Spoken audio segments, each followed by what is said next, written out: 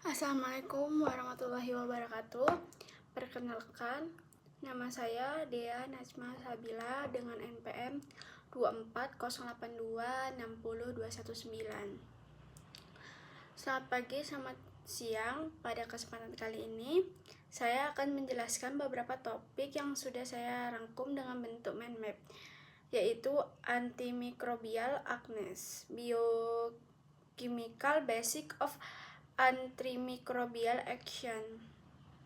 Saya akan menjelaskan mulai dari pengertian, mekanisme kerja, contoh obat, dan manifestasi atau faktor resiko sampai dengan tata laksananya. Baik, saya mulai. Pertama adalah antimicrobial agents atau obat antimikroba. Secara sederhana, antimikroba adalah obat yang sering digunakan untuk menghambat pertumbuhan atau membunuh mikroorganisme yang menyebabkan penyakit. Mikroorganisme yang dapat menjadi target antara lain bakteri, jamur, parasit, dan beberapa mikroorganisme lainnya. Yang perlu dipahami adalah obat antimikroba bekerja dengan menyerang bagian tertentu dari mikroorganisme. Jadi, obat tidak bekerja secara sembarangan, tetapi mempunyai target tertentu. Pada kotak pertama terdapat definisi. Antimikroba merupakan obat yang digunakan untuk menghambat atau membunuh mikroorganisme. Tujuan utamanya adalah mengurangi jumlah mikroorganisme penyebab infeksi sehingga kondisi pasien dapat membaik. Dalam penggunaannya, kita juga harus memperhatikan jenis mikroorganismenya.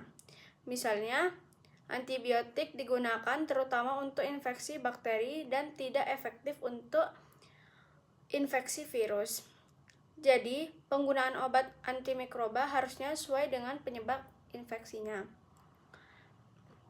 Kotak kedua ada target mikroba. Ada beberapa bagian mikroorganisme yang dapat menjadi target obat. Pertama adalah dinding sel. Dinding sel berfungsi mempertahankan bentuk dan melindungi bakteri jika pembentukan dinding sel terganggu. Bakteri dapat mengalami kerusakan bahkan lisis.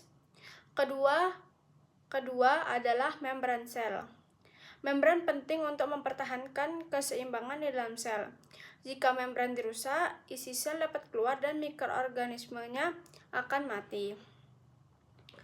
Yang ketiga adalah ribosom. Ribosom merupakan tempat sintesis protein. Beberapa obat antimikroba bekerja dengan menghambat ribosom sehingga bakteri tidak dapat membuat protein yang dibutuhkan untuk hidup dan berkembang. Target berikutnya adalah DNA atau RNA. Jika sintesis atau replikasi materi genetik terganggu, mikroorganisme tidak dapat berkembang secara normal. Jadi, secara sederhana, target antimikroba dapat berupa dinding sel, membran sel, ribosom, serta DNA atau RNA. Baik, kotak ketiga itu adalah inhibisi dinding sel. Mekanisme melalui penghambatan dinding sel. Salah satu contohnya antibiotik golongan beta-lactam seperti penisilin atau cefalosporin. Obat ini menghambat proses pembentukan peptidoglikan yang merupakan komponen penting dinding sel bakteri. Ketika dinding sel tidak terbentuk dengan baik, bakteri menjadi tidak stabil dan akhirnya dapat mengalami lisis. Mekanisme ini terutama efektif pada bakteri yang sedang aktif tumbuh dan membentuk dinding sel.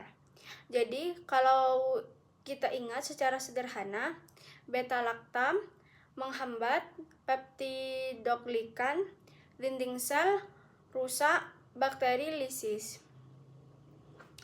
Kotak keempat adalah gangguan sintesis protein. Penghambatan sintesis protein contohnya adalah aminoglikosida, teraktasikilin, dan makrolida. Ketiga kelompok ini bekerja pada ribosom bakteri, tetapi tepat pada mekanisme kerjanya dapat berbeda. Karena bakteri membutuhkan protein untuk pertumbuhan, metabolisme, dan reproduksi, maka jika sintesis protein terganggu, pertumbuhan bakteri juga akan terganggu. Jadi, konsepnya ribosom dihambat, sintesis protein terganggu, pertumbuhan bakteri terhambat atau bakteri mati. Yang kelima adalah gangguan DNA dan RNA.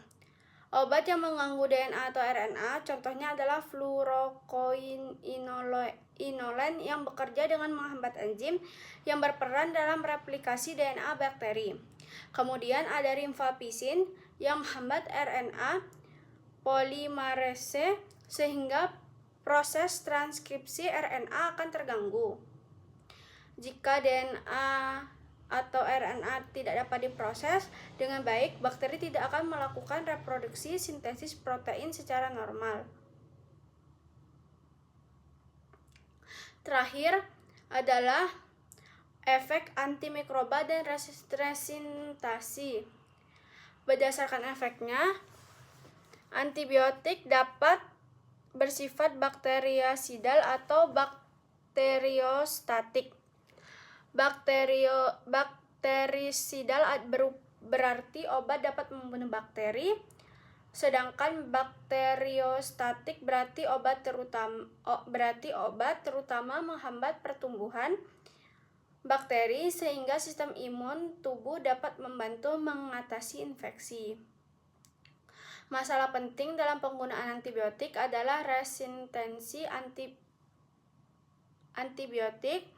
Resistensi yang dapat terjadi karena adanya perubahan atau mutasi pada bakteri dan juga dapat dipengaruhi oleh penggunaan antibiotik yang tidak tepat. Misalnya penggunaan antibiotik tanpa indikasi dosis yang tidak sesuai atau penggunaan yang tidak rasional.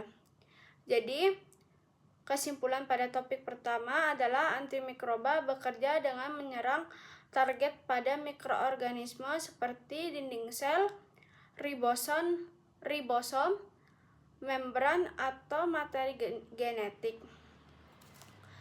Sekian presentasi dari saya.